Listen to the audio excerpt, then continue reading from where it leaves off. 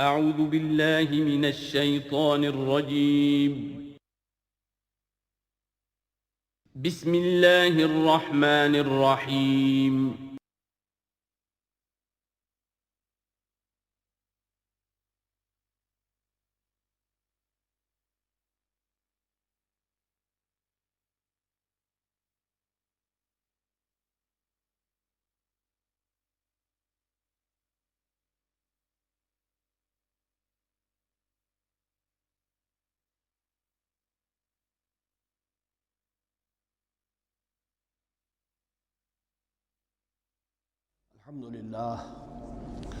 الحمد للہ وکفا والصلاة والسلام علی عبادہ الذین اصطفیٰ اما بعد فاعوذ باللہ من الشیطان الرجیم بسم اللہ الرحمن الرحیم وَإِذْ قَالَ رَبُّكَ لِلْمَلَائِكَةِ إِنِّي جَاعِلٌ فِي الْأَرْضِ خَلِيفَةً قالوا وتجعل فيها من يفسد فيها ويسفك الدماء ونحن نسبح بحمدك ونقدس لك قال إني أعلم ما لا تعلمون صدق الله العظيم رب اشرح لي صدري ويسر لي أمري واحلل عقدة من لساني يفقهوا قولي۔ جیسا کہ میں نے عرض کیا تھا، سورہ بقرہ کے پہلے 4 رکوع نہایت اہم ہیں، نہایت جامع ہیں۔ پہلے 2 رکوعوں میں 3 قسم کے انسانوں کی وضاحت کی گئی، 3 قسم کے کردار کے نقشے کھینچ دیے گئے۔ تیسرے رکوع میں قرآن مجید کی دعوت کا خلاصہ آ گیا، توحید فی العقیدہ، توحید فی العمل، یعنی عبادت اللہ کی، ایمان بالرسالت، قرآن مجید کو منزل من اللہ کلام ماننا۔ اس میں اگر شک ہے تو جو بھی چیلنج تھا، اگر واقعتاً تمہیں شک ہے، حقیقت میں شک نہیں ہے، لیکن جیسا کہ تم کہہ رہے ہو کہ تمہیں شک ہے تو کوشش کرو اس کے مقابلے کی ایک صورت بنا لاؤ۔ پھر آخرت، جنت اور دوزخ، ان دونوں کا تذکرہ ہو گیا۔ پھر ایک خاص مسئلہ جو قرآن مجید کے اسلوب پر اعتراض کی شکل میں آیا کہ اس میں مچھر جیسی حقیر شے کا بھی تذکرہ ہے، اس کی حکمت بیان کر دی گئی کہ تشبیہ اور تمثیل میں ظاہر بات ہے کہ ممثل لہو اور ممثل بہی میں مناسبت چاہیے۔ جس چیز کے لیے تمثیل بیان کی جا رہی ہے، جس شے سے تمثیل بیان کی جا رہی ہے، ان میں مناسبت ہونی چاہیے، اس میں عظیم یا حقیر کا کوئی سوال نہیں۔ پھر یہ بات کہ جن لوگوں کے دلوں میں زیغ ہے، کجی ہے، وہ اس قرآن سے بھی ان کی ضلالت میں، گمراہی میں اضافہ ہوگا۔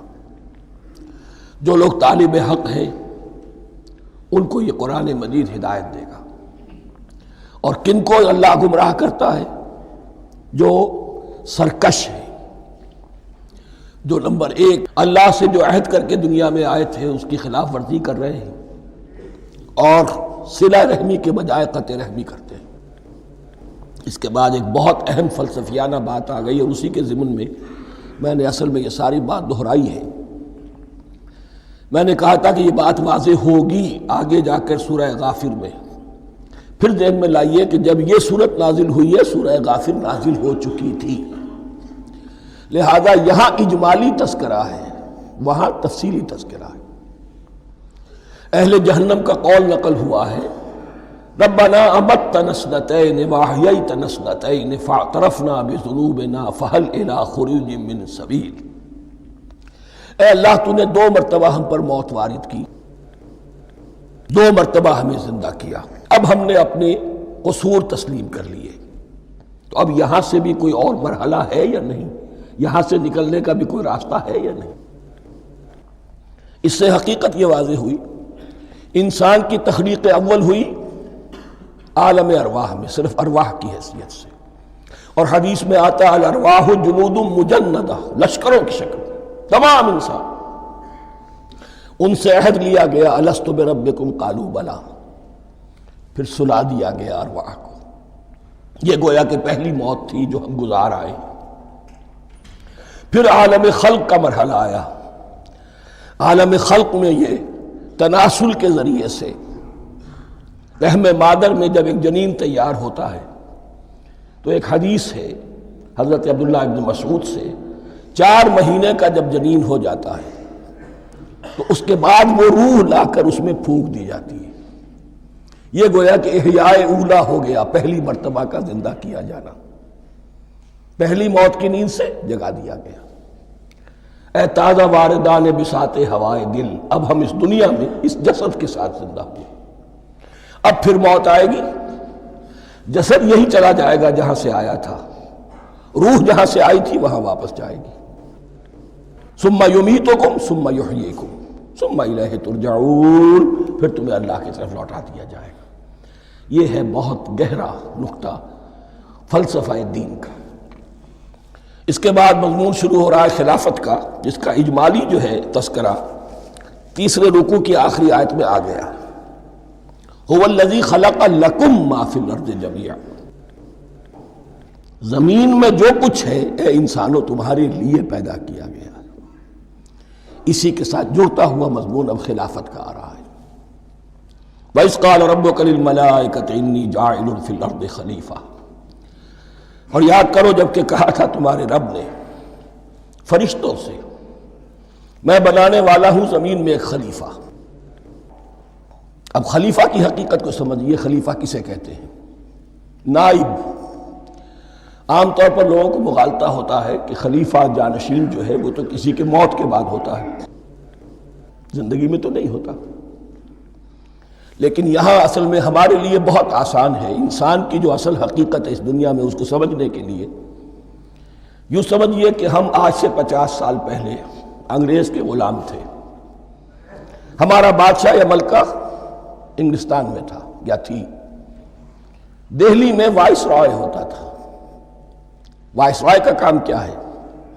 جو حکم آیا ہے ہز میجسٹیز گورنمنٹ کا یا ہر میجسٹیز گورنمنٹ کا جو حکم آیا ہے بلا چون و چرا، بغیر کسی تغیر اور تبدل کے نافذ کرے.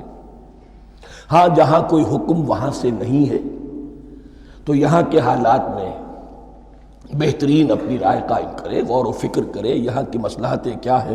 جو چیز بھی امپائر کی مصلحت میں ہو اس کے مطابق فیصلہ کر سکتا ہے.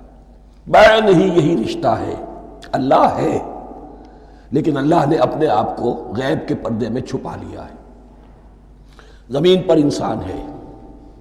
اب انسان کا کام یہ ہے جو ہدایت آ رہی ہے اللہ کی طرف سے اس پر تو بے چون و چرا عمل کرے. جہاں کوئی ایکسپریس ہدایت نہیں ہے، کوئی واضح ہدایت نہیں ہے، وہاں اپنے بیسٹ ججمنٹ کو ایکسرسائز کرے. اسی کا نام اجتہاد ہے. غور و فکر کرے، سوچے، اور جو بات روح دین کے زیادہ سے زیادہ مطابقت رکھنے والی ہو اس کو اختیار کر لے. بین ہی یہی رشتہ ہے در حقیقت رشتہ خلافت کہ جو اللہ اور انسان کے مابین ہے. اب یہ جو دی گئی ہے یہ حیثیت تمام انسانوں کو دی گئی ہے. پوٹینشلی ہر انسان اللہ کا خلیفہ ہے. لیکن جو اللہ کا باغی ہو جائے، جو خود حاکمیت کا مدعی ہو گیا، گویا کہ وہ باغی ہے. اب اگر شاہ جہان بادشاہ تھا، اس کا کوئی ولی عہد تھا، اور ولی عہد جو ہے صبر نہیں کر سکتا، اپنے باپ کی زندگی ہی میں بغاوت کر دیتا ہے، حکومت حاصل کرنا چاہتا ہے، تو اب وہ کیا ہے؟ واجب القتل ہے. جو لوگ بھی حاکمیت کے مدعی ہو گئے، ویسے تو حقیقت واجب القتل ہے لیکن دنیا میں مہلت دی ہے اللہ نے. یہ دارالامتحان ہے. فوراً قتل نہیں کرتا، فوراً ختم نہیں کرتا. وَلَوْلَا كَلِمَةٌ سَبَقَتْ مِنْ رَبِّكَ إِلَىٰ أَجَلٍ مُّسَمًّى لَقُضِيَ بَيْنَهُمْ. اگر یہ پہلے بات طے نہ ہو چکی ہوتی، ایک وقت معین تک کے لیے انہیں مہلت اللہ نے نہ دی ہوتی تو اللہ فیصلہ چکا دیتا. لیکن مہلت دی ہے. لیکن کم سے کم اتنی سزا ملتی ہے کہ اب وہ خلافت کے حق سے محروم کر دیے گئے. گویا کہ اب خلافت دنیا میں ہوگی خلافت المسلمین. صرف وہی شخص کہ جو اللہ کو مانے اپنا حاکم مطلق، وہ خلافت کا اہل ہے. تو یہ چند باتیں خلافت کی اصل حقیقت کے ضمن میں یہیں پر سمجھ لیجیے. وَإِذْ قَالَ رَبُّكَ لِلْمَلَائِكَةِ إِنِّي جَاعِلٌ فِي الْأَرْضِ خَلِيفَةً قَالُوا أَتَجْعَلُ فِيهَا مَن يُفْسِدُ فِيهَا وَيَسْفِكُ الدِّمَاءَ وَنَحْنُ نُسَبِّحُ بِحَمْدِكَ وَنُقَدِّسُ لَكَ. اور یاد کرو جب کہ تمہارے رب نے کہا تھا فرشتوں سے کہ میں زمین میں خلیفہ بنانے والا ہوں، تو انہوں نے کہا کہ کیا تو بنائے گا اس میں جو فساد مچائے گا اس میں اور خوریزی کرے گا؟ وَنَحْنُ نُسَبِّحُ بِحَمْدِكَ وَنُقَدِّسُ لَكَ، ہم آپ کی تسبیح اور تحمید اور آپ کی تقدیس میں لگے ہوئے ہیں۔ قَالَ إِنِّي أَعْلَمُ مَا لَا تَعْلَمُونَ، فرمایا میں جانتا ہوں جو تم نہیں جانتے۔ اب یہاں سوال پیدا ہوتا ہے کہ فرشتوں کو یہ گمان کیسے ہوا، یا یہ خیال کیسے ہوا؟ دو رائے ہیں اس میں۔ ایک تو یہ کہ انسان کی تخلیق سے پہلے اس دنیا میں جنات تھے، اور انہیں بھی کچھ اللہ نے تھوڑا سا اختیار دیا تھا، اور انہوں نے یہاں فساد مچایا۔ انہی پر قیاس کرتے ہوئے فرشتوں نے سمجھا کہ انسان بھی پھر زمین میں فساد مچائے گا، خوریزی کرے گا۔ ایک دوسری اصولی بات یہ کہی گئی ہے کہ خلافت کا لفظ جب استعمال ہوا تو اس کے معنی ہے کہ کوئی نہ کوئی اختیار بھی ملے گا۔ جنات کے بارے میں خلافت کا لفظ کہیں نہیں آیا، انسان کے بارے میں آ رہا ہے۔ خلیفہ بالکل بے اختیار نہیں ہوتا، جیسا کہ میں نے عرض کیا، جہاں واضح حکم ہے تو اس کی تو تنفیذ، جہاں نہیں ہے وہاں اپنی رائے سے جتنا بھی بہتر سے بہتر سوچ سکتا ہو انسان رائے قائم کرے۔ یہ اختیار جو ہے، ظاہر بات ہے جہاں اختیار ہوگا صحیح استعمال ہونے کا بھی امکان ہے، غلط استعمال ہونے کا بھی امکان ہے۔ اختیار تو بلکہ یہ کہ آپ کا پولیٹیکل سائنس کا تو ایکزیم یہ ہے، authority turns to corrupt and absolute authority corrupts absolutely۔ تو ٹینڈنسی کرپشن کی ہوتی ہے اختیار کے اندر۔ اس بنا پر انہوں نے قیاس کیا کہ اس میں فساد ہوگا، خوریزی ہوگی۔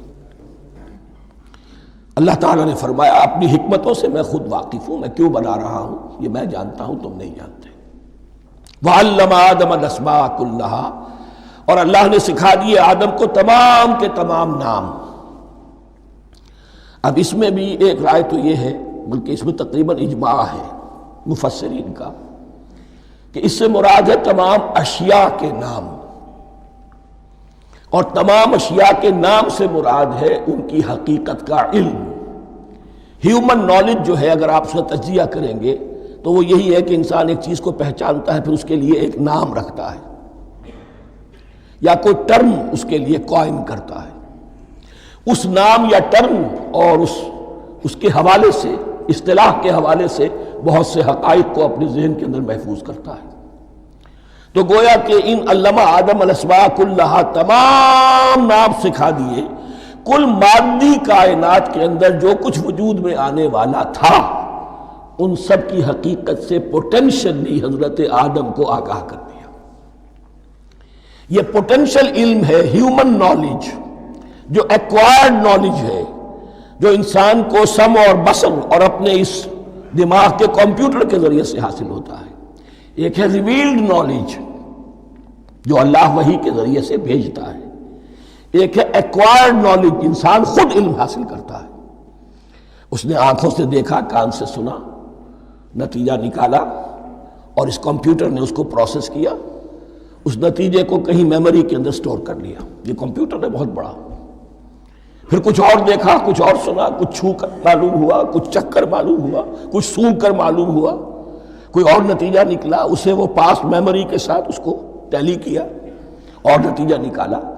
اس طرح رفتہ رفتہ ان السمع والبصر والفؤاد کل اولئک کان عنہ مسئولا، یہ ایکوائرڈ نالج تین چیزوں سے انسان کو حاصل ہو رہا ہے، سماعت، بصارت اور یہ عقل، جو فائدہ اخذ کرتی ہے، جو اس کو پروسیس کرتی ہے، اس تمام جو سینس ڈیٹا اس کو مہیا ہوتا ہے سینس آرگنز کے ذریعے سے۔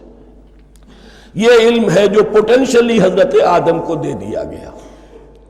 اس کی ایکسفولیشن ہو رہی ہے، اب درجہ بدرجہ وہ علم پھیل رہا ہے، بڑھ رہا ہے، اور بڑھتے بڑھتے کہاں تک پہنچے گا ہم کچھ نہیں کہہ سکتے۔ کہاں سے کہاں پہنچ گیا انسان۔ اس نصف صدی کے اندر علم انسانی میں جو ایکسپلوژن ہوا ہے، میں اور آپ اس کا تصور تک نہیں کر سکتے۔ اکثر بڑے بڑے جو سائنسدان ہیں انہیں تصور نہیں ہے، اس لیے کہ ایک شخص اپنی لائن فزکس کے بارے میں جانتا ہے کیا کچھ ہو گیا، یا فزکس کی بھی کسی شاخ کے بارے میں جانتا ہے، باقی دوسری جو لائن ہے اسے کچھ پتہ نہیں۔ اسپیشلائزیشن کا دور ہے، لہذا جو ایکسپلوژن کہا جائے، دھماکہ ہوا ہے علم کا، اس کا کوئی اندازہ نہیں ہے ہمارے۔ اور کس تیزی کے ساتھ وہ چیز آگے بڑھ رہی ہے، کس تیزی کے ساتھ ایک چیز آج جو ایجاد ہوئی چند دنوں کے اندر اندر اس کے بعد اس کا نیا کوئی ورشن آ جاتا ہے اور یہ چیز جو ہے آبسولیٹ ہو جاتی ہے۔ کمیونیکیشن کے اندر جو انقلاب عظیم برپا ہوا ہے، تو آپ یہ سمجھیے کہ اقبال نے جو شعر کبھی کہا تھا کہ عروج آدم خاکی سے انجم سہمے جاتے ہیں کہ یہ ٹوٹا ہوا تارا مہ کامل نہ بن جائے، اور یہ مہ کامل بنے گا کب؟ جب دجال کی شکل اختیار کرے گا۔ دجال کون ہوگا؟ جو ان تمام قواعد طبیعہ کے اوپر قابو پا لے گا، جب چاہے گا جہاں چاہے گا بارش برسائے گا، رزق کے تمام خزانے اپنے ہاتھ میں لے لے گا، جو اس کے اوپر ایمان لائے گا اسی کو ملے گا، کسی اور کو نہیں ملے گا، اس کی آواز پوری دنیا میں سنائی دے گی، وہ چند دنوں کے اندر پوری دنیا کا چکر لگا لے گا۔ یہ ساری چیزیں جو حدیث میں دجال کے بارے میں آئی ہیں وہ اسی علم آدم ایکوائرڈ نالج کے اس حد کو پہنچ جانا کہ وہ ٹوٹل مسٹریز نیچر کی جو ہے وہ اس پر منکشف ہو جائے اور ان قواعد طبیعہ کو وہ ہارنس کر لے، قابو میں لے آئے اور انہیں استعمال کرے۔ کبھی جب ہمارے کسی بہت 200-300ویں کوئی پیڑھی میں کوئی ہمارے جد امجد ہوں گے جنہوں نے کوئی چٹان دیکھی کہ گری، پتھر پر پتھر ٹکرایا تو آگ اس میں سے شعلہ نکلا، اس کا یہ مشاہدہ کافی ہو گیا آگ پیدا کرنے کے لیے۔ پتھروں کو ٹکراؤ آگ پیدا کر لو، یہ اس دور کی سب سے بڑی ایجاد تھی، آگ، انرجی۔ اب وہ انرجی کہاں سے کہاں پہنچی، وہ آگ نے بھاپ کی شکل اختیار کی، پھر ہم نے بجلی ایجاد کی، اور کب کیا ہے ایٹمک انرجی ہے اور نہ معلوم کیا کیا ہے، واللہ اعلم۔ اس تمام چیزوں کا تعلق ہے خلافت ارضی کے ساتھ، لہذا فرشتوں کو جو بتایا گیا وہ یہ ہے کہ آدم کو علم بھی دیا جا رہا ہے، صرف اختیار ہی نہیں دیا جا رہا، علم دیا جا رہا ہے۔ وَعَلَّمَ آدَمَ الْأَسْمَاءَ كُلَّهَا ثُمَّ عَرَضَهُمْ عَلَى الْمَلَائِكَةِ، پھر ان تمام اشیاء کو پیش کیا فرشتوں کے سامنے۔ فَقَالَ أَنبِئُونِي بِأَسْمَاءِ هَؤُلَاءِ، اور فرمایا کہ مجھے بتاؤ ان چیزوں کے نام، ان کنتم صادقین، اگر تم سچے ہو۔ قالوا سبحانک لا علم لنا الا ما علمتنا، انہوں نے کہا پروردگار تو پاک ہے ہر نقص سے، ہر عیب سے، ہر ضعف سے، ہر احتیاج سے، مبرہ ہے، منزہ ہے، اعلیٰ ہے، عرفہ ہے۔ لا علم لنا الا ما علمتنا، ہمیں کوئی علم حاصل نہیں سوائے اس کے جو تو نے ہمیں سکھا دیا ہے۔ اس کی تعبیر یہی بہتر معلوم ہوتی ہے کہ ملائکہ کی حیثیت در حقیقت اس کائناتی جو حکومت ہے اللہ کی، آفاقی حکومت، اس کے کارندوں کی ہے، یا اس کے سول سرونٹس ہیں، تو ہر ایک کو صرف اس کے شعبے کے متعلق علم دیا گیا ہے، علم جامع نہیں ہے، تمام چیزوں کا علم یہ معلوم کرنے کی استعداد ان کے پاس نہیں ہے۔ کوئی فرشتہ فرض کیجئے بارش کے اوپر مامور ہے، کوئی پہاڑوں پر مامور ہے، جس کا ذکر سیرت میں آتا ہے کہ جب طائف میں حضور پر پتھراؤ ہوا ہے تو اس کے بعد ایک فرشتہ حاضر ہوا ہے کہ میں ملک الجبال ہوں، اللہ نے مجھے پہاڑوں پر مامور کیا ہوا ہے، آپ اگر فرمائیں تو جن لوگوں نے آپ کو ستایا ہے، یہ جو طائف جن دو پہاڑوں کے درمیان یہ وادی ہے، ان کو آپس میں ٹکرا دو کہ یہ پس کر اور سرما بن جائے۔ آپ نے فرمایا نہیں، کیا عجب، اللہ تعالیٰ ان کی اگلی نسلوں کو ہدایت دے دے۔ تو فرشتے ہیں، کوئی پہاڑوں پر مامور ہے، کوئی کسی خدمت پر مامور ہے، ان کو علم دیا گیا ہے صرف انہی کی اپنی جو بھی فرائض منصبی ہیں ان کے شعبے سے متعلق، کل نہیں۔ جامعیت جو ہے علم کی وہ ہے کہ جو حضرت آدم علیہ السلام کو پوٹینشلی دے دی گئی اور جو اب بڑھتے بڑھتے ایک بہت تراور درخت بن چکا۔ سبحانک لا علم لنا الا ما علمتنا انک انت العلیم الحکیم، یقیناً آپ ہی کی ذات ہے جو کل کے کل علم کی حامل ہے اور جس کے اوپر حکمت بھی، جس کی حکمت بھی کامل ہے، باقی تو ہر مخلوق میں سے ہر ایک کا علم ناقص رہے گا۔ العلیم، کل علم کا جاننے والا تو ہی ہے، الحکیم، کل حکمت وہ تو تیرے ہی پاس ہے۔ قال یا آدم انبئہم باسمائہم، اللہ نے فرمایا کہ آدم ان کو بتاؤ ان کے نام۔ فلما انباہم باسمائہم، تو جب انہوں نے بتا دیے ان کو فرشتوں کو ان کے نام. قال الم اقل لکم انی اعلم غیب السماوات والارض. تو اللہ نے فرمایا کیا میں نے کہا نہیں تھا کہ میں جانتا ہوں آسمانوں اور زمین کی تمام غائب چیزوں کو جو تمہاری نگاہوں سے بھی اوجھل ہے. غیب میں ہر شے کا جاننے والا ہوں. وَأَعْلَمُ مَا تُبْدُونَ وَمَا كُنْتُمْ تَكْتُمُونَ. اور میں جانتا ہوں جو کچھ تم ظاہر کر رہے تھے اور جو کچھ تم چھپا رہے تھے. چھپانے میں محسوس ہوتا ہے کہ ان کی خواہش یہ تھی کہ خلافت ہمیں ملے. ہم خدام ادب ہیں، ہر وقت تسبیح و تحمید اور تقدیس میں مصروف ہیں، جو حکم ملتا ہے بجا لاتے ہیں. تو یہ خلافت کسی اور مخلوق کو کیوں ملے؟ یہاں صرف یہ اور بتا دوں کہ یہ چونکہ اب ایک تیسری مخلوق کا ذکر بھی بعد میں آئے گا. 3 صاحب تشخص مخلوقات ہیں اللہ کی. صاحب تشخص، صاحب شعور، جن میں میں کا شعور ہے. انا، میں. ایک ملائکہ ہے، ان کی تخلیق نور سے ہوئی ہے. ایک انسان ہے جن کی تخلیق گارے سے ہوئی ہے. ایک جنات ہیں جن کی تخلیق آگ سے ہوئی ہے. باقی حیوانات ہیں، ان میں شعور تو ہے، خود شعوری نہیں ہے. Self consciousness, there is a world of difference between consciousness and self consciousness. انسان جب دیکھتا ہے تو اس کو یہ بھی معلوم ہے میں دیکھ رہا ہوں. کتا بلہ دیکھتا ہے، اسے یہ اندازہ نہیں ہوتا کہ میں دیکھ رہا ہوں. دیکھنے کا ایک نتیجہ ہے جو نکل آتا ہے، لیکن میں کا وجود نہیں ہے. یہ انا، سیلف، ایگو، یہ انسان میں ہے، جنات میں ہے، شعور میں اور فرشتوں میں ہے. ایک نوری مخلوق، ایک ناری مخلوق، ایک زمین کے اس کرسٹ میں یہ جو مٹی اور گارے، مٹی اور پانی کا جو ملغوبہ ہے گارے کی شکل میں، اس سے بنا ہے. قال یا آدم انبئهم باسمائهم فلما انباهم باسمائهم قال الم اقل لكم انی اعلم غیب السماوات والارض واعلم ما تبدون وما كنتم تكتمون واذ قلنا للملائکة اسجدوا لآدم فسجدوا الا ابلیس. اور یاد کرو جب کہ ہم نے کہا فرشتوں سے سجدہ کرو سب کے سب آدم کو، جھک جاؤ آدم کے سامنے. فسجدوا، ان سب نے سجدہ کیا، الا ابلیس، سوائے ابلیس کے. پہلی بات تو یہ سمجھیے کہ تمام ملائکہ کے سجدے کی ضرورت کیا تھی. کیا یہ صرف تعظیماً تھا؟ اور تعظیماً اگر تھا تو کیا آدم خاکی کی تعظیم تھی یا کسی اور شے کی تعظیم تھی؟ مکی صورتوں میں یہ بات 2 جگہ واضح کی گئی ہے.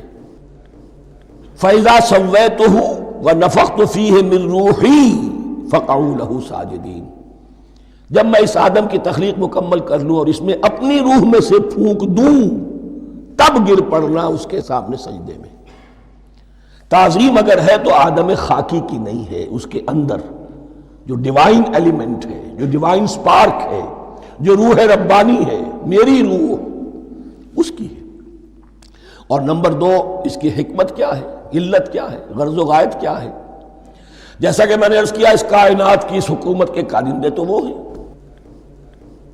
خلیفہ بنایا جا رہا انسان کو، جب تک یہ ساری سول سروس اس کے تابع نہ ہو خلافت کیسے کرے گا؟ دیکھیے میں جانا چاہتا ہوں، چوری کرنے کے لیے جانا چاہتا ہوں، راستے میں کتنے فیکٹرز ہوں گے، کتنے فزیکل فینومینا ہوں گے. میں چلنا چاہتا ہوں، میں زمین کو دھکیلتا ہوں، زمین مجھے دھکیلتی ہے. زمین مجھے نہ دھکیلے تو میں کیسے چلوں گا؟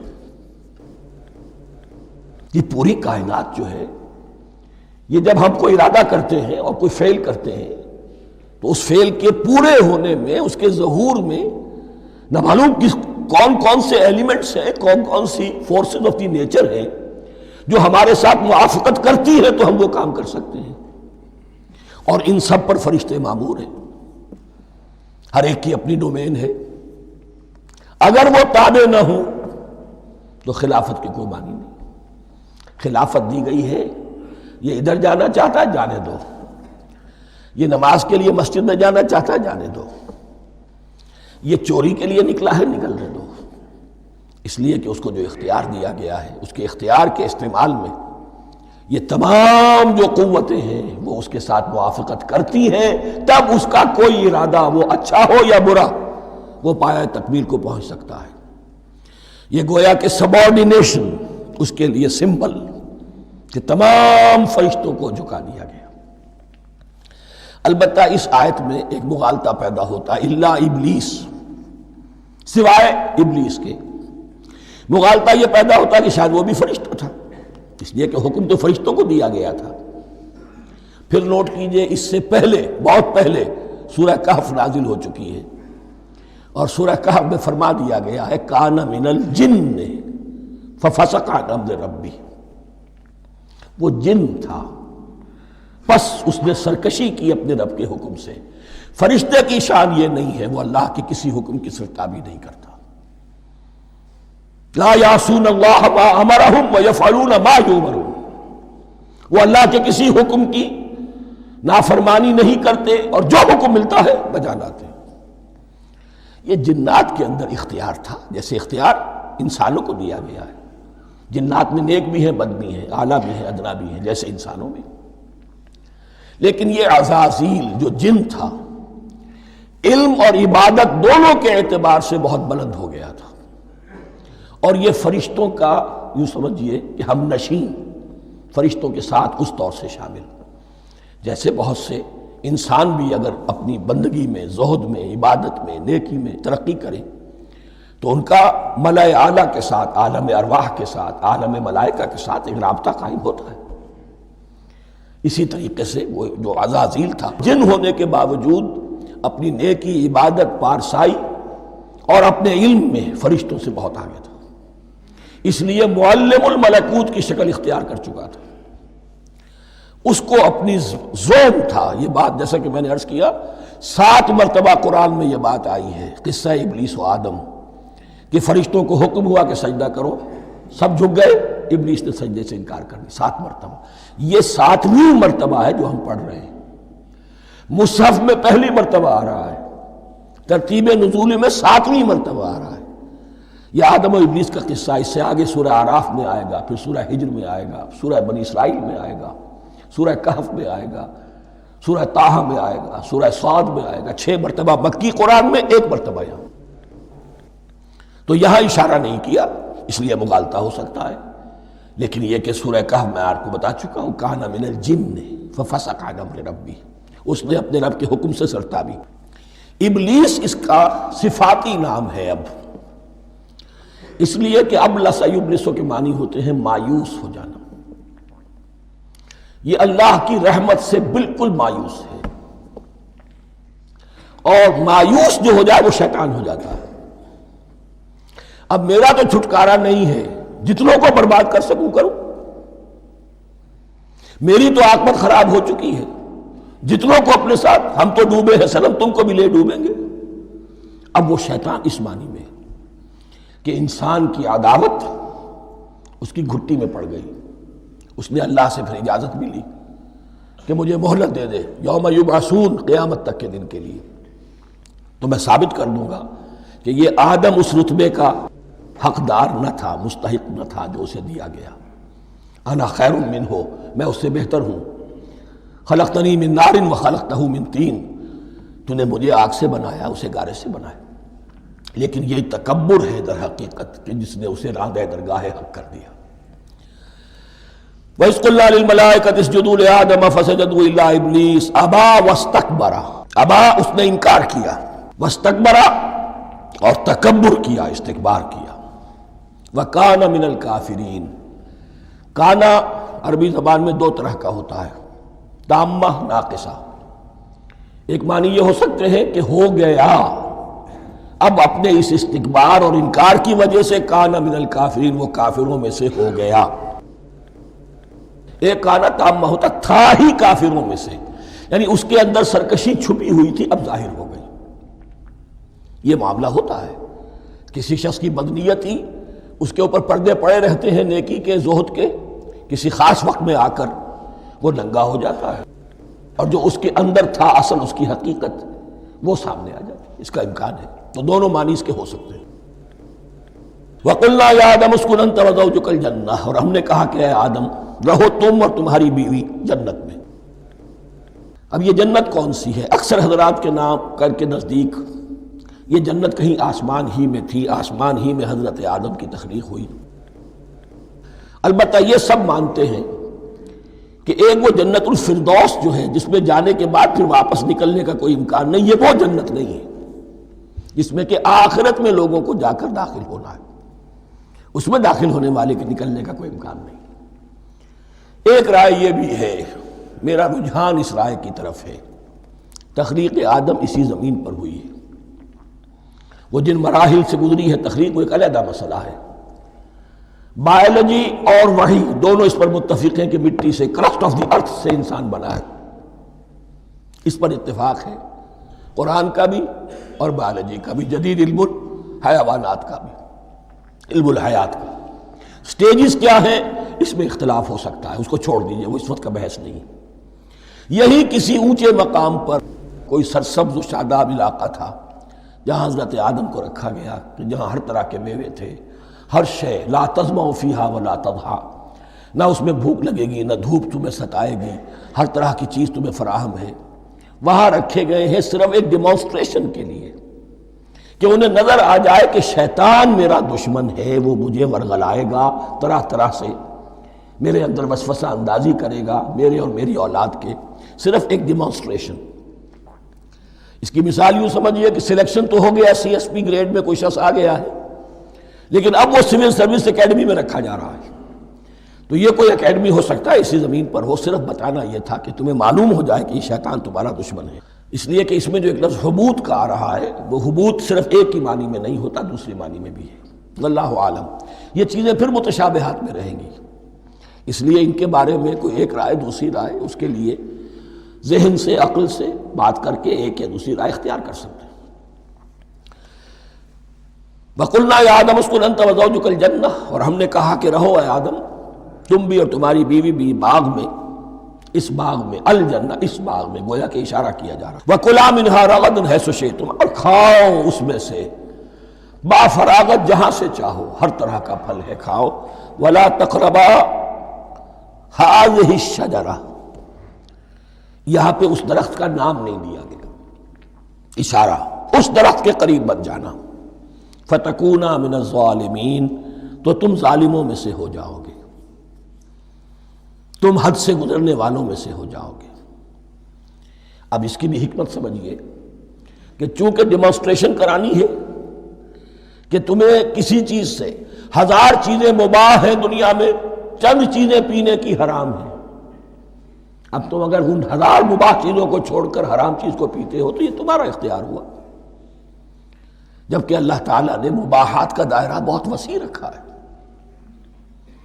جس سے چاہو چند رشتے ہیں جو بیان کر دیے گئے، یہ حرام ہے، محرمات ہے، ابدیہ ہیں، ان سے تو شادی نہیں ہو سکتی، باقی کسی مسلمان عورت سے دنیا کے کسی کونے میں وہ شادی کر سکتے، کروڑوں کے آپشنز آپ کے لیے خالی کھلے ہیں، لیکن پھر بھی انسان شادی نہ کرے، زنا کرے، یہ گویا کہ اس کی اپنی خباثت نفس ہے۔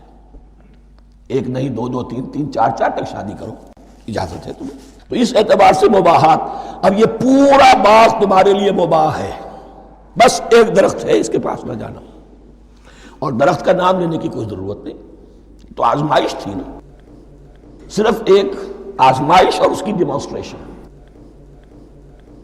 فَأَزَلَّهُمَا الشَّيْطَانُ عَنْهَا، تو پھسلا دیا ان دونوں کو شیطان نے اس درخت کے بارے میں۔ اب وہ کس کس طریقے سے پھسلایا، یہ بھی جیسا کہ میں نے عرض کیا 6 مرتبہ چونکہ یہ قصہ آ چکا ہے، اس کی آپ کو سورہ طٰہٰ میں تفصیل ملے گی، کس کس طریقے سے پھسلایا اور اس بات کے لیے تیار کیا۔ فَأَخْرَجَهُمَا مِمَّا كَانَا فِيهِ، تو نکلوا دیا ان دونوں کو اس کیفیت میں سے جس میں کہ وہ تھے، وہ کیفیت کہ نہ کوئی مشقت ہے، نہ کوئی محنت ہے، اور انسان کو ہر طرح کا اچھے سے اچھا پھل مل رہا ہے، تمام ضروریات فراہم ہیں، خاص کوئی حلۂ جنت ہے جس کا کہ لباس بھی عطا کیا گیا ہے، لیکن ان کیفیات سے اب نکال کر، اب جسے آپ کہیں گے بٹر فیکٹس آف لائف، اچھا اب جاؤ، یہ ڈیمانسٹریشن کرنی تھی، ہو گئی۔ شیطان تمہارا دشمن ہے، تمہارا اور تمہاری نسل کا، شیطان لعین، اور وہ تمہیں پھسلائے گا جیسے آج پھسلایا ہے۔ تم آگاہ رہنا اس کی شرارتوں سے۔ ان الشیطان لکم عدو فاتخذوہ عدوا، یہ شیطان تمہارا دشمن ہے، اسے اپنا دشمن ہی سمجھو۔ لیکن یہ ہے کہ اگر کچھ لوگ اسے دوست بنا لیں، اس کے ایجنٹ بن جائیں، اس کے کارندے بن جائیں، یہ ان کا چوائس ہے جس کی سزا انہیں ملے گی۔ فَأَخْرَجَهُمَا مِمَّا كَانَا فِيهِ وَقُلْنَا اهْبِطُوا بَعْضُكُمْ لِبَعْضٍ عَدُوٌّ، اور ہم نے کہا اترو، تم سب ایک دوسرے کے دشمن ہوگے۔ اب یہ چونکہ جمع کا صیغہ آیا ہے، ایک دوسرے کے دشمن ہوگے، تو ایک دشمنی تو شیطان اور آدم اور ذریت آدم کی ہے، ایک اور دشمنی بھی ہے جو انسان میں مرد اور عورت کے مابین ہے۔ عورت بھی پھسلاتی ہے، غلط راستے پر ڈالتی ہے، مرد عورتوں کو گمراہ کرتے ہیں، عورتیں مردوں کو گمراہ کرتی ہیں۔ قرآن مجید میں کہا گیا یا ایھا الذین آمنوا ان من ازواجکم واولادکم عدوا لکم فاحذروہم، اہل ایمان چوکنے رہو، چوکس رہو، تمہاری بیویوں اور اولاد میں سے تمہارے دشمن ہیں، بچ کر رہو، کیپ الرٹ، کہیں ان کی محبت تمہیں راہ حق سے منحرف نہ کر دے۔ تم ایک اچھا کام کرنا چاہتے ہو، بیوی رکاوٹ بن گئی، بیوی کو اچھا کام کرنا چاہتی، شوہر رکاوٹ بن گیا، تو یہ محبت نہیں ہے، یہ عداوت ہے۔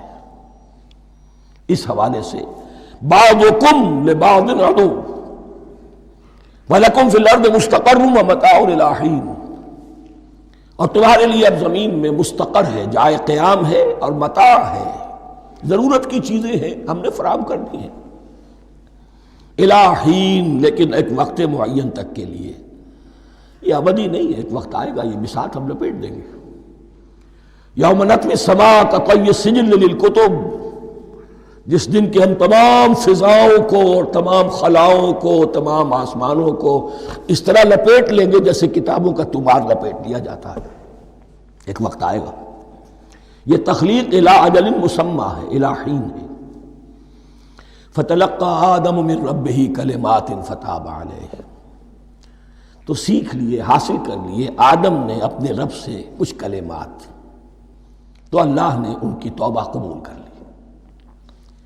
اب اس کی وضاحت سورہ اعراف میں ہے، یہ تو چونکہ پس منظر میں وہ 2/3 قرآن موجود ہے، اس کی وضاحت کیا ہے کہ حضرت آدم میں سخت پشیمانی پیدا ہوئی ہے، میں نے کیا کیا، مجھ سے خطا سرزد ہو گئی، اللہ کے حکم کی میں نے خلاف ورزی کی، لیکن ان کے پاس الفاظ نہیں تھے کن الفاظ میں اللہ سے استغفار کریں، کن الفاظ میں اللہ سے معافی چاہیں۔ اللہ کی رحمت یہ ہوئی کہ اللہ نے الفاظ انہیں خود تلقین فرما دی۔ یہ اللہ کی شان رحیمی ہے۔ اصل شے جو ہے وہ انسان کے اندر گناہ پر ندامت کا پیدا ہو جانا ہے، یہ اصل توبہ ہے۔ علامہ اقبال نے جو بڑی اپنی آغاز عنفوان شباب میں جو اشعار کہے تھے، ان میں سے ایک شعر کو سن کر پھڑک اٹھے تھے اس وقت کے اساتذہ بھی۔ موتی سمجھ کے شان کریمی نے چن لیے، قطرے جو تھے میرے عرق انفعال کے، انفعال کہتے ہیں شرمندگی کو، شرمندگی سے میری پیشانی پر جو پسینے کے قطرے نمودار ہو گئے، میرے پروردگار کو وہ اتنے عزیز ہوئے، اس نے انہیں موتی کی طرح چن لیا۔ موتی سمجھ کے شان کریمی نے چن لیے، قطرے جو تھے میرے عرق انفعال کے، تو فتلقى آدم من ربہ کلمات، ان پر پچھتاوا ہوا، ندامت ہوئی، اللہ نے انہیں الفاظ، وہ الفاظ کیا تھے وہ سورہ اعراف میں ہیں، ربنا ظلمنا انفسنا وان لم تغفر لنا وترحمنا لنکونن من الخاسرین، اے اللہ ہم نے اپنی جانوں پر ظلم کیا ہے، اور اگر تو نے ہمیں بخش نہ دیا اور رحم نہ فرمایا تو ہم تو خسارہ والوں میں ہو جائیں گے، تباہ ہو جائیں گے، برباد ہو جائیں گے۔ یہی پر فوری تقابل موجود ہے۔ غلطی ابلیس سے بھی ہوئی، حکم سے سرتابی ہوئی، لیکن اس پر ندامت نہیں ہوئی، تکبر کی بنا پر اور اکڑ گیا، انا خیر منہ۔ غلطی آدم سے بھی ہوئی، نافرمانی ہوئی، لیکن اس پر پشیمان ہوئے اور توبہ کی۔ وہ شیطنت ہے، یہ آدمیت ہے، ورنہ کوئی انسان گناہ سے اور معصیت سے مبرہ نہیں ہے۔ حضور کی ایک حدیث ہے، کل بنی آدم کلکم خطاؤون، کل بنی آدم خطاؤون وخیر الخطائین التوابون۔ آدم کے تمام اولاد، تمام انسان خطا کار ہیں، ان خطا کاروں میں بہتر وہ ہیں، اچھے وہ ہیں جو توبہ کرتے ہیں۔ تو یہاں حضرت آدم سے غلطی ہوئی، انہوں نے توبہ کی، پشیمانی ہوئی، ندامت ہوئی، اس نے کی اور اس پر جم گیا، اصرار کیا۔ فتلقى آدم من ربه کلمات فتاب علیہ انہ هو التواب الرحیم۔ یقیناً وہی تو ہے بہت توبہ کو قبول فرمانے والا اور بہت رحم فرمانے والا۔ یہ نوٹ کیجئے گا، توبہ کا لفظ دونوں طرف سے آتا ہے، بندہ بھی تواب وخیر الخطائین التوابون، تواب بندے بھی ہو گئے، تواب اللہ بھی ہے۔ اس کی اصل حقیقت کیا ہے؟ بندے نے خطا کی اور دور ہو گیا اللہ سے، اللہ نے اپنی رحمت کی نگاہ اس سے پھیر لی۔ بندے نے توبہ کی، اللہ پھر اپنی رحمت کے ساتھ اس کی طرف متوجہ ہو گیا۔ توبہ کے معنی پلٹنا۔ بندہ معصیت سے توبہ کر کے اپنی اصلاح کی طرف، بندگی کی طرف، اطاعت کی طرف پلٹ آیا۔ اللہ نے جو اپنی نظر رحمت پھیر لی تھی، اللہ نے پھر وہی اپنی شان غفاری اور رحیمی کے ساتھ بندے کی طرف توجہ فرما لی، جس کے لیے حدیث میں الفاظ آتے ہیں، تم اگر میری طرف بالشت بھراؤ گے میں ہاتھ بھراؤں گا، تم اگر چل کر آؤ گے میں دوڑ کر آؤں گا، ہم تو مائل بکرم ہیں کوئی سائل ہی نہیں، راہ دکھلائیں کسے رہنم منزل ہی نہیں۔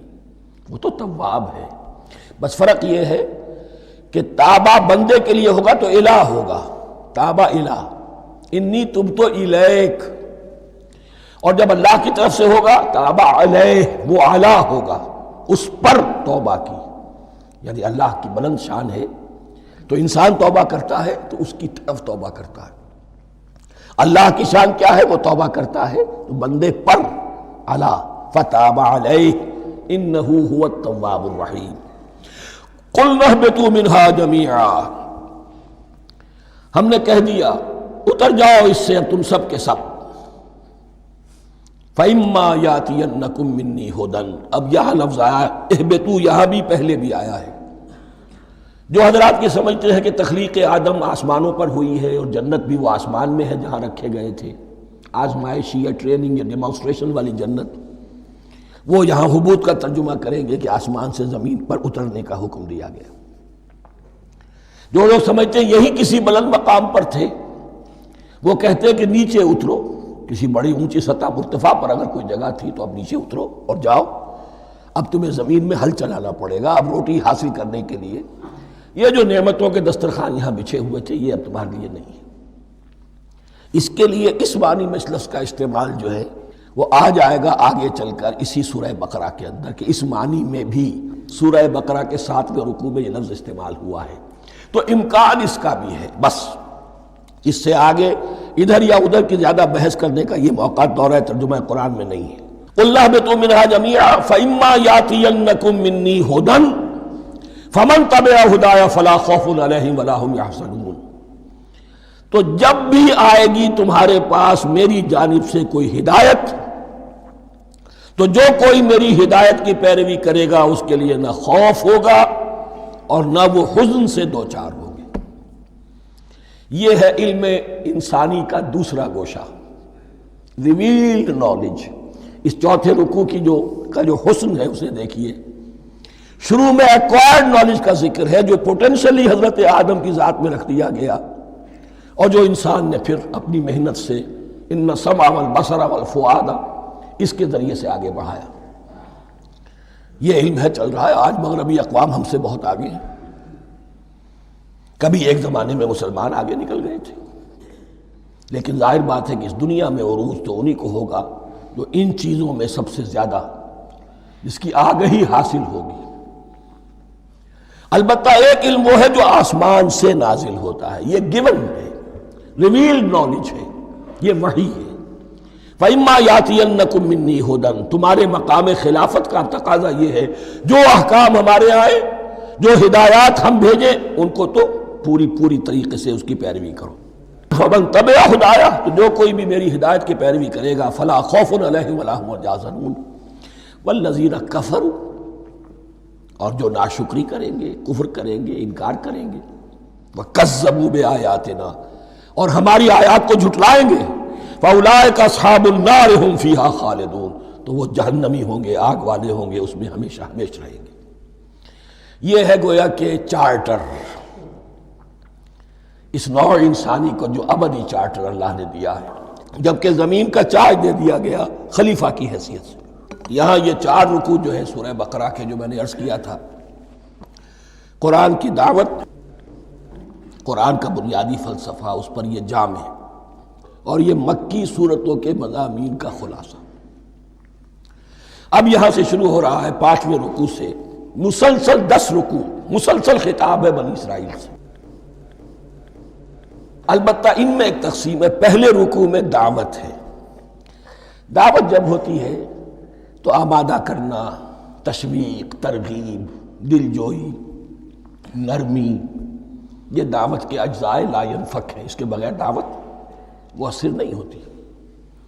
لہذا ان 7 آیات میں یہ یوں سمجھیے کہ ان 10 رکوعوں کے لیے یہ بمنزلہ فاتحہ ہے، جیسے سورہ فاتحہ 7 آیتوں کی، ایسے ہی اس دعوت سابقہ امت مسلمہ کو دعوت دی جا رہی ہے۔ تو کس طرح دی جا رہی ہے؟ یہ کون تھے؟ یہ بھی مسلمان ہی تو تھے نا، کافر تو ہو گئے حضور کا انکار کر کے، ورنہ وہ موسیٰ کے ماننے والے، شریعت ان کے پاس، بڑے بڑے علماء ان میں، علم کا چرچا ان میں، سب کچھ تھا، ان کو دعوت دی جا رہی ہے۔ لیکن میں اس لیے آپ کو چاہتا ہوں، اس کو توجہ دلا رہا ہوں، آج اگر مسلمانوں میں جو غافل ہو گئے، اپنی حقیقت کو بھول گئے، اپنے فرض منصبی سے غافل ہو گئے، دنیا کے اور قوموں کی طرح کی ایک قوم بن کر رہ گئے، اگر کوئی ایک داعی گروہ کھڑا ہو، کوئی جماعت، کوئی فرد، اور اس سے جماعت بنے، تو ظاہر بات ہے سب سے پہلے اسے اسی امت کو دعوت دینی ہوگی، اس لیے کہ دنیا تو اسلام کو پہچانے گی اس امت کے حوالے سے۔ فزیشن ہیل تھائی سیلف، پہلے یہ تو ٹھیک ہو، یہ کہیں پر صحیح اسلام کا نمونہ پیش کرے تو دنیا کو دعوت دے سکو گے، آؤ دیکھو یہ ہے اسلام۔ اس لیے ان کو جو دعوت دینے کا اسلوب ہونا چاہیے وہ عکس ہوگا اس اسلوب کا جو ان 7 آیات میں ہمارے سامنے آ رہا ہے۔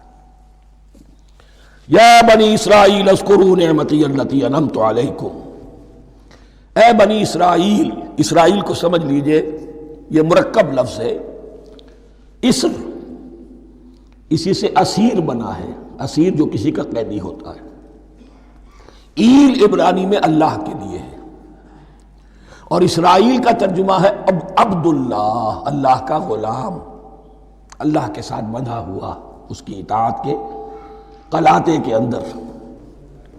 تو یہ اسرائیل یہ لقب ہے حضرت یعقوب علیہ السلام کا، ان کے 12 بیٹے تھے، 12 بیٹوں سے جو نسل چلی وہ بنی اسرائیل ہے، انہی میں حضرت موسیٰ کی بعثت ہوئی اور تورات انہیں دی گئی، پھر یہ ایک بہت بڑی امت بنے۔ ان پر 4 ادوار آ چکے تھے قرآن مجید کے نزول کے وقت، 2 مرتبہ اللہ کی رحمت کی بارشیں ہوئیں، انہیں عروج نصیب ہوا، 2 مرتبہ ان کو دنیا پرستی، شہوت پرستی، اللہ کے احکام کو پس و پیش ڈال دینے کی سزا میں عذاب کے کوڑے ان پر برسے۔ اس کا ذکر آئے گا سورہ بنی اسرائیل کے پہلے رکوع میں۔ اس وقت جب کہ قرآن نازل ہو رہا ہے، اس وقت وہ اپنے اس زوال کے دور میں تھے۔ حال یہ تھا کہ حضور صلی اللہ علیہ وسلم کی بعثت سے پہلے ہی 2nd ٹیمپل بھی شہید کیا جا چکا تھا، گرایا جا چکا تھا۔ حضرت سلیمان نے جو بنایا تھا ہیکل سلیمانی، جس کو یہ فرسٹ ٹیمپل کہتے ہیں، اسے نیبوکڈنیزر نے گرا دیا تھا حضرت مسیح سے بھی کئی 100 سال پہلے۔ لیکن اس کے بعد پھر یہ رومنز نے سن 70 عیسوی میں حضور کی ولادت سے 500 برس پہلے ان کا یہ یروشلم تباہ و برباد ہوا، اس میں لوگوں کو قتل کیا گیا، قتل عام ہوا، اور سیکنڈ ٹیمپل جو ہے وہ بھی گرا دیا گیا، جو اب تک گرا پڑا ہوا ہے۔ صرف ایک ویلنگ وال ہے جس کے پاس جا کر یہودی جو ہے ماتم کر لیتے ہیں، روتے ہیں، اور اب وہ بنانے پر تلے ہوئے ہیں اپنا تھرڈ ٹیمپل، اس کے نقشے بن چکے ہیں، بلو پرنٹ بن چکے ہیں۔ لیکن بہرحال جس وقت قرآن نازل ہو رہا تھا یہ بہت ہی پستی میں تھے۔ اس کے بارے میں فرمایا، اے بنی اسرائیل ذرا یاد کرو میرے اس انعام کو جو تم پر ہوا۔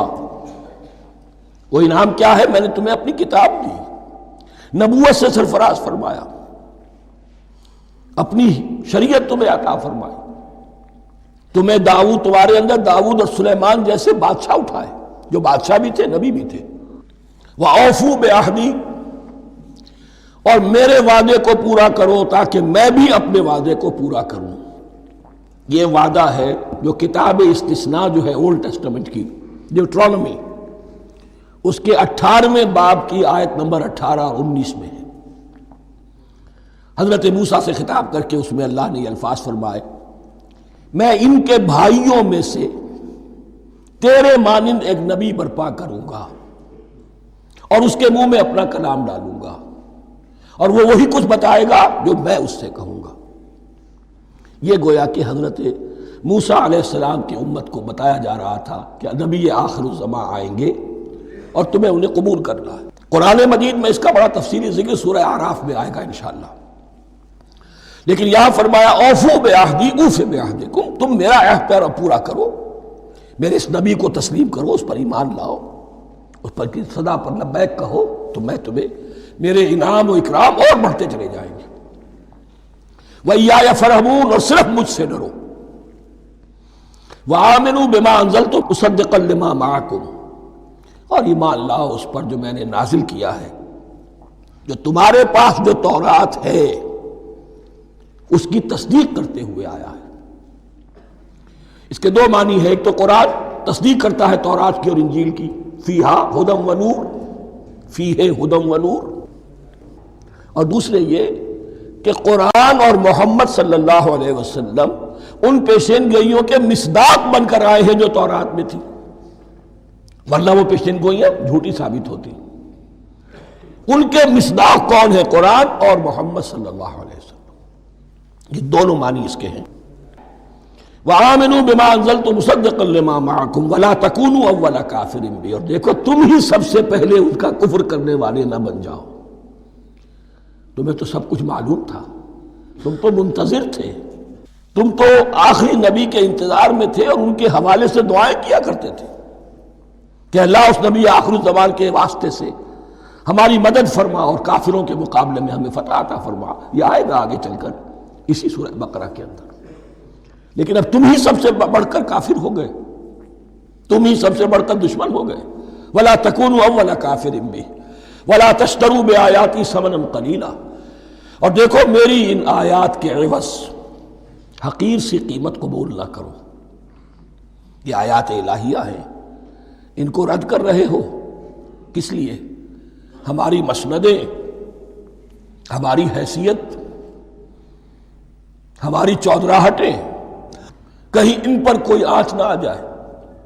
حقیر سی چیزیں، یہ صرف اس دنیا کا سامان ہے، اس کے سوا کچھ نہیں۔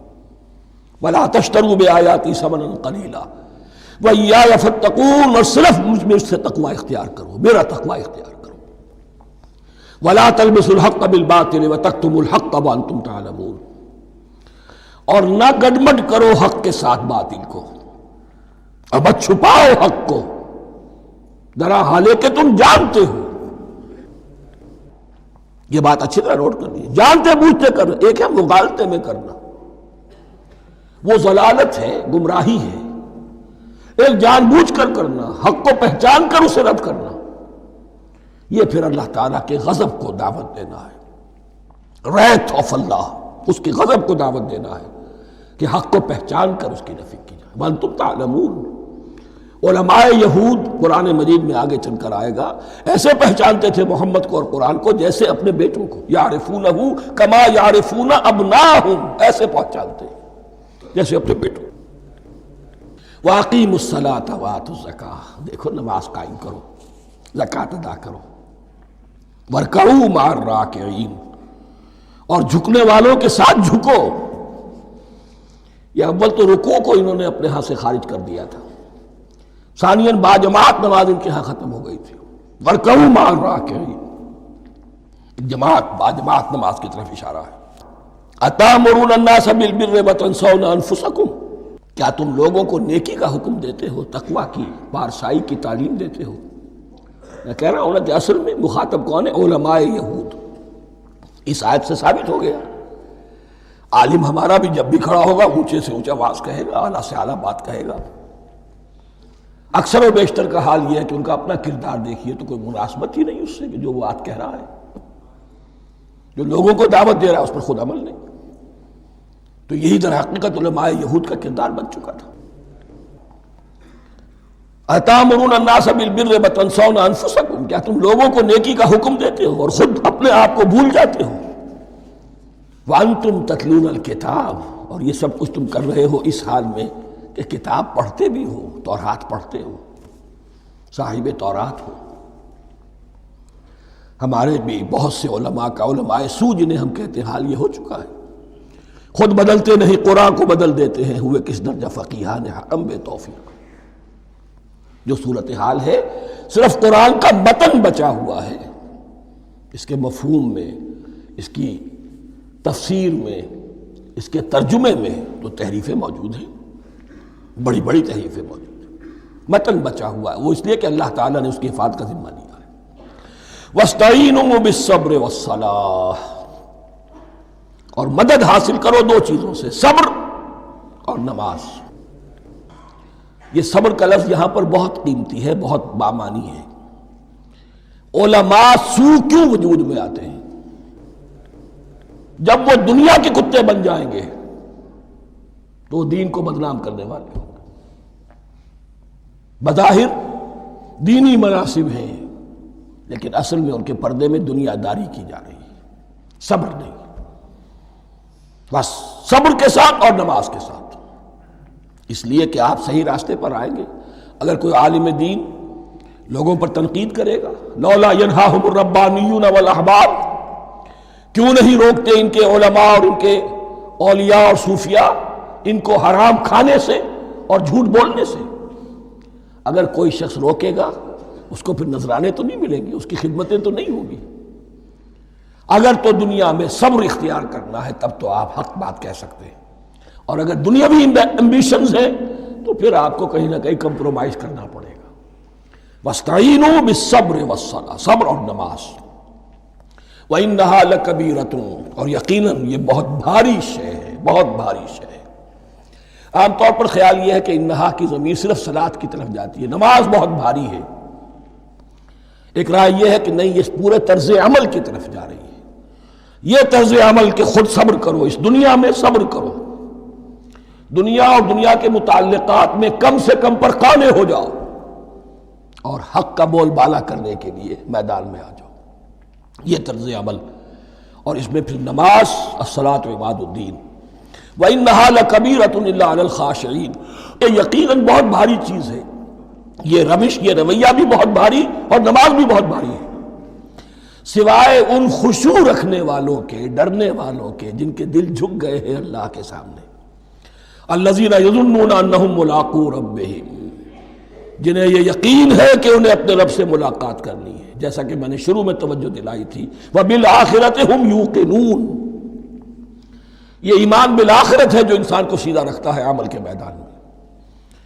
الذین یظنون انہم ملاقو ربہم وانہم الیہ راجعون، اور جنہیں یہ یقین ہے کہ بالآخر اسی کی طرف ہمیں لوٹنا ہے۔ بارک اللہ لی ولکم فی القرآن العظیم ونفعنی وإیاکم بالآیات والذکر الحکیم۔